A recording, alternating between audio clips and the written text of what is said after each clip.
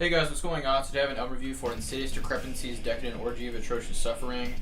If you don't know, Insidious Decrepancy, one-man brutal death metal project by the legendary Sean Whitaker. This might be his most popular thing he's done. Viral Load is pretty popular too, but I think Insidious Decrepancy is probably the most well-known. Viral Load was a little more slammy, kind of thrashy. It was kind of like a mixture of a lot of things, while Insidious Decrepancy is a lot more on the technical, kind of blasty side of things. I think this is some of his best material. My favorite thing that Sean Whitaker has done is the first Viral Load album, Realized Beyond Belief. But this shit is probably my second favorite. Just really technical and really fucking just brutal, honestly. I know that's such a basic way of describing a brutal death metal album, but this thing is really punishing. So I'll talk about it. This originally came out in 2002 with a different album cover done by John Zig, which I prefer that art. But the art on this reissue is pretty nice. This came out in like 2004, I believe, on Unmatched Brutality. So pretty cool. Still John Zig art, but this one's a little different. But there's the back. The song titles on here are ridiculously long. So there's 9 songs. You have Maniacal Contempt spawned from agonizing depravity. That's probably my favorite one on here. Enraptured by the sickening visions of perverse debauchery. Rancid Cesspool of Unimaginable Splendor by Ritualistic Butchery, Decadent Orgy of Atrocious Suffering, and then there's a cover of Immolation's Dawn of Possession, Horrendous Lust for Psychopathic Purity Through Self-Immolation. It's a cool song title. It's stupid long, but whole purity through self-immolation is cool, I think. Forsaken Defamation and Irreverence, Insatiably Craving Abhorrent Denouncement from the Confines of Flesh, and lastly, Deplorable Stench Reeking of Treacherous Deceit. So just ridiculously long song titles, but they work for this style. It's just a very over-the-top sort of brutal death metal. But yeah, there's the disc. Got some art behind there, pretty cool. Just like lyrics and stuff in the booklet. There's like some random weird like Dimebag Daryl rest in peace thing. Texans like their Pantera. But yeah, just like lyrics and thank yous and all that stuff.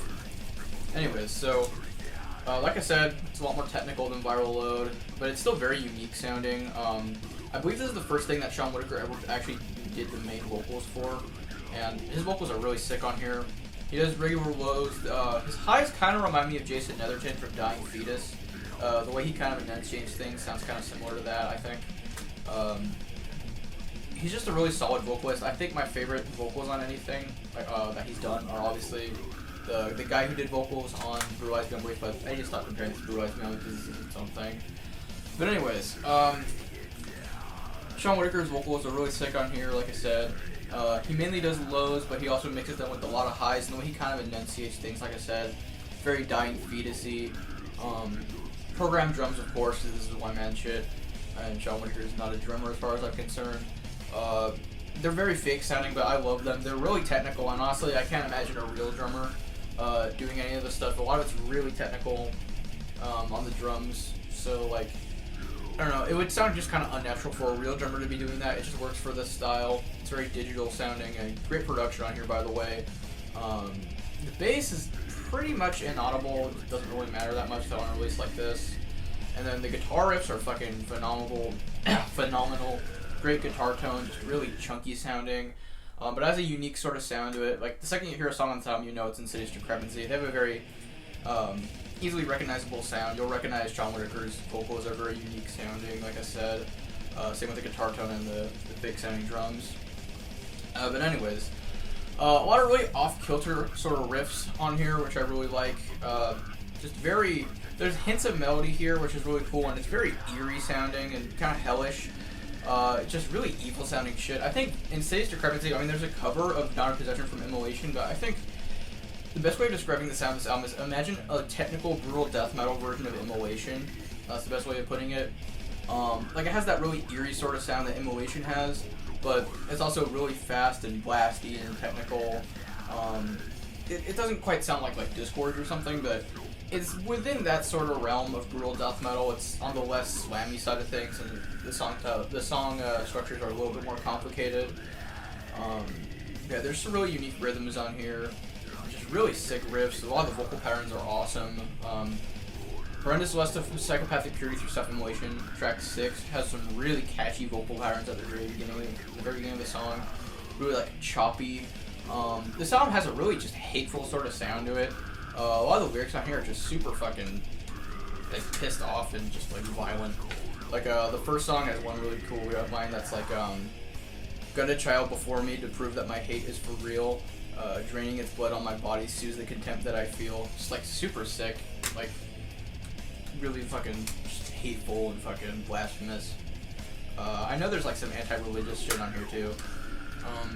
But yeah, really over the top. Not as ridiculous as some bands. They're not like the most. INSIDIOUS DECREPANCY isn't the most brutal band ever, but it's very like well organized. Like the song structures are very well thought out, very calculated well, but while still being ridiculously brutal and still kind of having a primitive sound to it. But yeah, it has a very digital sound to the album though. It doesn't sound analog in any way. It's not like overproduced, but the vocals sound like they were done on a kind of cheap sort of mic the way they're mixed. I don't really know how to explain it, but they have this weird sort of mist around them. Like, I don't know how to explain it, but the way the mic is, it sounds kind of like, not muffled, but like kind of cloudy. Like the vocals don't really blend in with the music very well in the mix, but it works though. That sort of vocal production is even stronger on the other two INSIDIOUS DECREPANCY, not Viral Load albums. But on this one, it's pretty much fine. It's not even a problem really. It's just something noteworthy with the production. It definitely has a nice wall of sound to it. When you turn it up loud enough, this thing is really punchy. Like a lot of the Sean Whitaker stuff, which I really love. His fake drums have a lot of oomph to them. They're just really punchy. A lot of low end in the production, even if the bass isn't terribly audible. But yeah, this is really technical and rewarding to listen to. The more you listen to it, the more you familiarize yourself with the song structures. And there's some really catchy moments on here, but it's never simplistically catchy. It's like, it'll be catchy for a second, and then it'll, like, right when you think it's gonna go into, like, a groove, when you're trying to predict how it's gonna sound, it just does something completely different. That sounds a lot more technical, which I think is interesting, because then the more you listen to that, you kind of familiarize yourself with it, and then you kind of adapt to the way this album just kind of flows. And it's just really cool.